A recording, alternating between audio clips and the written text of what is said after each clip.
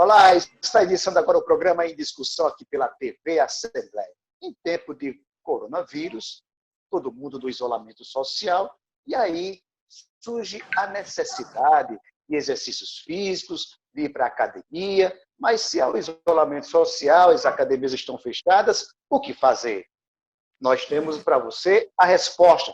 Por isso, trouxemos hoje aqui para o Em Discussão o Nilo Montenegro, que é profissional de Educação Física e vice-presidente do Conselho Regional de Educação Física, e também o Francisco Martins, que é presidente do Conselho Regional de Educação Física. Aos dois, eu quero desejar que sejam bem-vindos aqui ao programa Em Discussão. Nós agradecemos a presença dos dois. Eu queria começar com o seu Francisco Martins. Nesse momento em que o decreto dos governos pelo fechamento das academias, em respeito a esse momento, como tem sido a orientação do Conselho aos seus profissionais? Queria que o senhor falasse para a gente como é que está acontecendo isso. Boa tarde a todos. É com muito prazer que estamos nesse microfone para discutir esse assunto e tratar especificamente dessa questão da atividade física, da educação física, nesse contexto de pandemia. No que pese a atividade física ser uma atividade por demais importante, mesmo nessa situação, as autoridades têm que tomar medidas no sentido de evitar a aglomeração de pessoas e, consequentemente, isso resultou no fechamento de serviços, de comércio e tal, onde as academias foram atingidas e, consequentemente, alguns prejuízos isso tem produzido tanto para os profissionais quanto para a própria população, que fica, até certo ponto, impedida do acesso a essa atividade que é tão salutar nessa situação.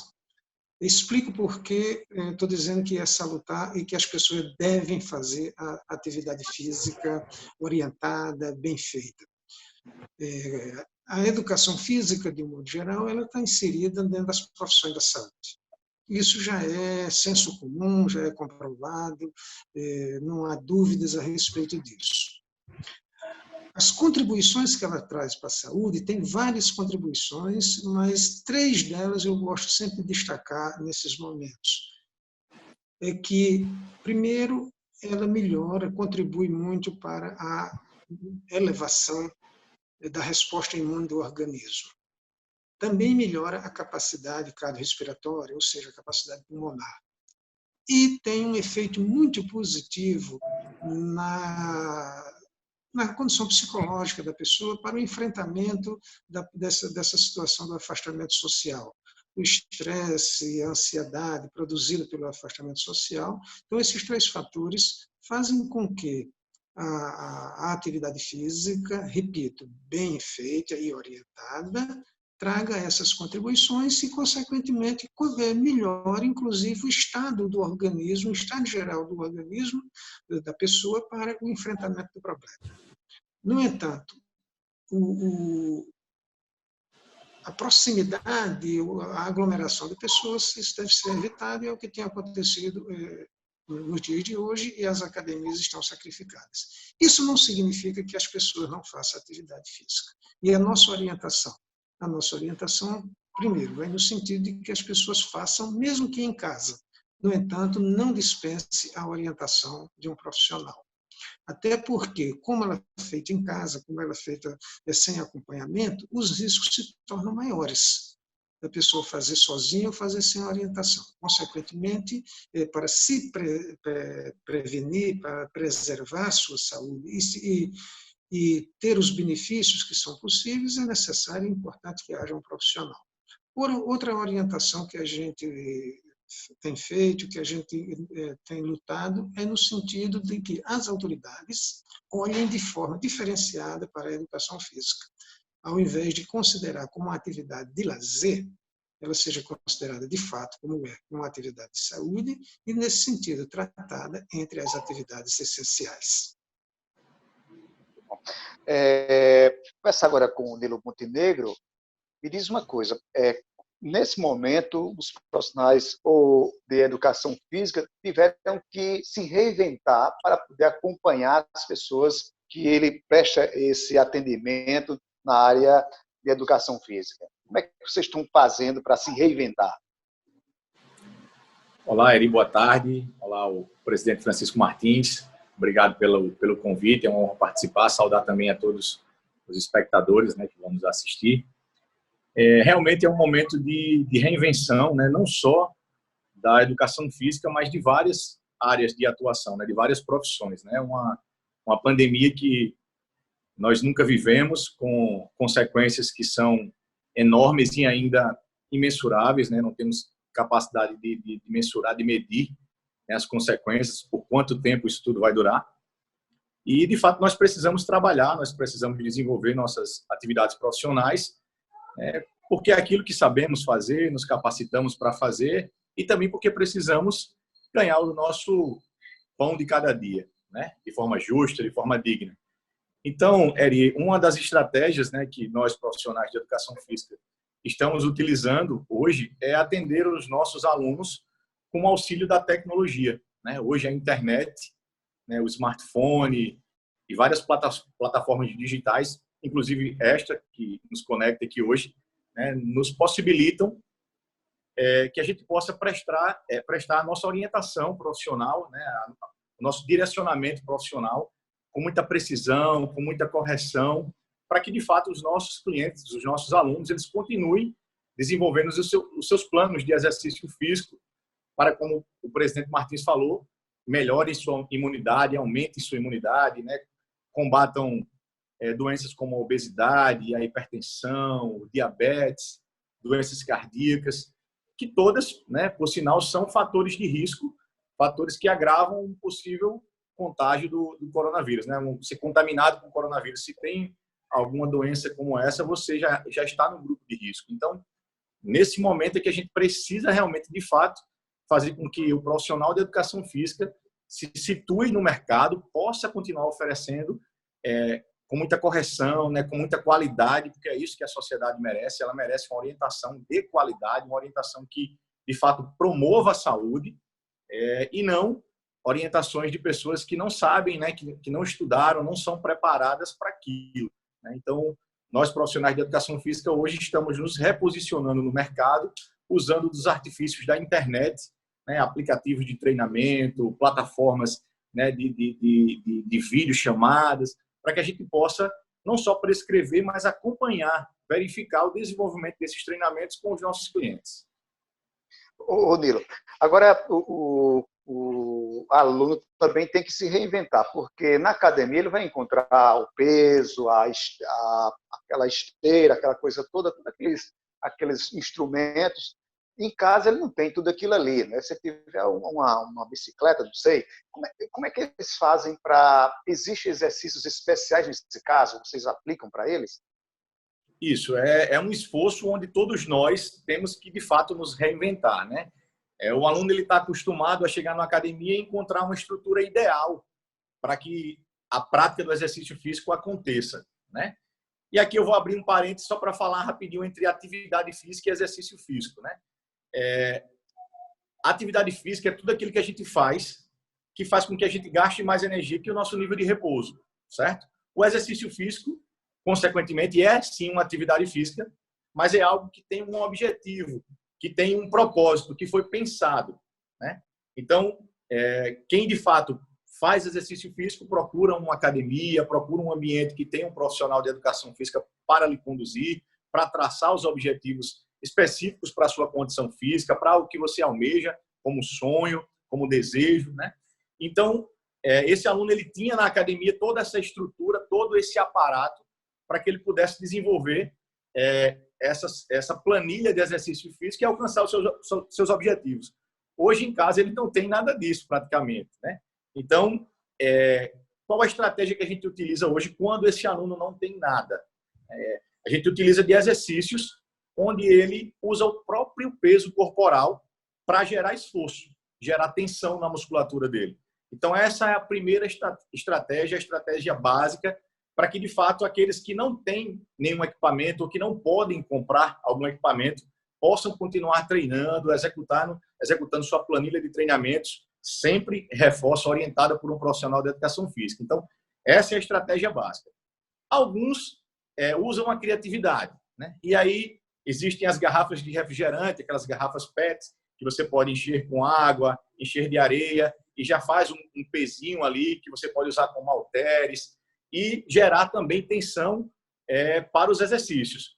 Mas é sempre importante ter uma orientação do profissional. A gente não pode sair enchendo um balde que a gente usa para colocar roupa suja de água, botar esse balde na cabeça e começar a realizar agachamentos, porque aquilo ali pode, sim, prejudicar, inclusive, a sua coluna, o seu joelho, e aquilo que era para ser, de fato, benéfico, acaba lhe trazendo ali uma lesão que, se for feito várias e várias vezes, pode se tornar até uma lesão irreversível.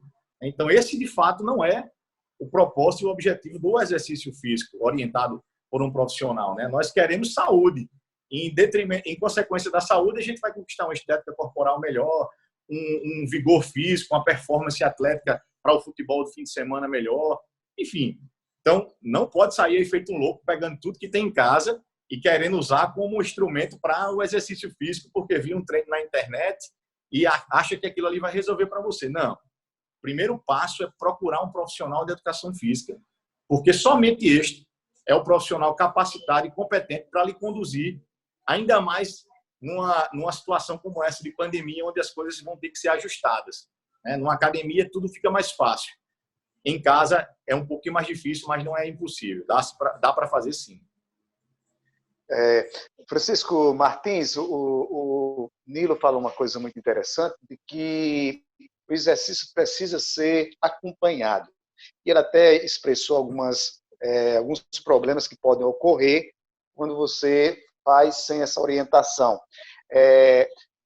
Como é que esse trabalho que vocês fazem para orientar e alcançar as pessoas e conscientizar de que esse trabalho precisa ser feito com acompanhamento? Como é que existe uma preocupação do Conselho com relação a isso, Martins? O Conselho existe exatamente para isso, né? O Conselho é um órgão de fiscalização da profissão. Portanto, o seu papel é de fiscalizar e orientar o exercício profissional.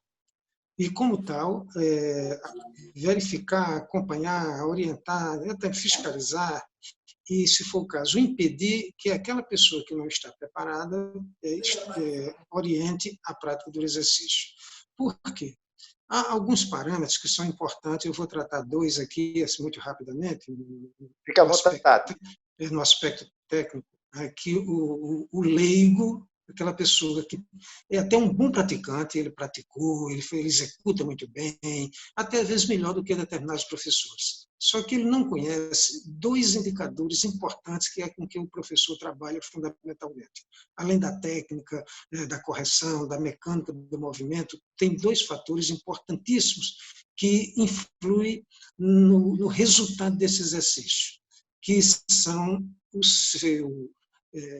a sua intensidade, ou seja, o que é isso? É o grau de esforço do exercício. E o seu volume, a quantidade do exercício. Então, esses dois parâmetros, aliado a outros, né, como densidade e tal, mas esses dois parâmetros, volume e intensidade, eles são fundamentais, porque eles definem a resposta metabólica do organismo ao exercício. Como é que o organismo está respondendo àquilo ali? Como é que o organismo está se adaptando àquilo ali? E a gente se preocupa, às vezes, muito com a resposta externa. Uma lesão muscular, uma lesão articular, um defeito de postura e tal, que também são muito ruins e trazem comprometimentos muito graves. Mas o exercício ele tem uma resposta maior ainda que a pessoa não vê. Essas respostas são invisíveis, são as respostas metabólicas, e que elas interferem e se dão em órgãos vitais. Quando você aumenta a intensidade do exercício, você produz uma maior exigência, por exemplo, do sistema cardiovascular. O seu coração passa a trabalhar com maior intensidade, o sistema respiratório passa a trabalhar com maior frequência, com maior intensidade. E isso é responsável pelas adaptações que o organismo vai ter. Portanto, se esses indicadores não são controlados e não são prescritos corretamente, essas respostas podem não acontecer, ou pode ser pior ainda, acontecer de uma forma ou excessiva ou insuficiente e prejudicar a pessoa em órgãos vitais. Só que a coisa ainda é mais traiçoeira ainda, ela não acontece de forma imediata. São efeitos negativos que se acumulam microscopicamente e, durante um longo tempo, você vai ter uma resposta, por exemplo, uma lesão cardíaca, que jamais imaginou que você vem contraindo aquilo durante 15, 20 anos, por estar levantando peso de uma forma excessiva, com a respiração errada, etc, etc. Então, esses dois elementos já são fundamentais. E eles definem aquilo que eu costumo chamar, na linguagem técnica do exercício físico, é a carga de treino, que eu gosto, eu associo isso com a linguagem médica. É a receita que o médico passa para você. O médico prescreve um determinado remédio para você com uma dosagem diferente por conta do seu organismo. Esse mesmo médico prescreve esse mesmo remédio para uma outra pessoa com mesmos sintomas, com uma dosagem diferente, uma dosagem maior, uma dosagem menor. Por quê? Porque esses efeitos, o efeito desse remédio, o nosso remédio é o exercício, ele é diferenciado em função das condições que o organismo se encontra naquele momento. Daí o papel imprescindível do profissional para acompanhar essas respostas e acompanhar o estado fisiológico, orgânico, tal, daquele praticante, para poder definir e orientar uma carga de treino adequada. Carga de treino que, repito, definida fundamentalmente por esses dois parâmetros, volume e intensidade. Muito bom, muito esclarecedor aí sua entrevista com relação a esses cuidados aí. Nós vamos agora a um intervalo, daqui a pouco nós voltamos com o programa em discussão, tratando desse tema, que são exercícios físicos durante esse período de pandemia. A gente volta em instantes e você não sai daí.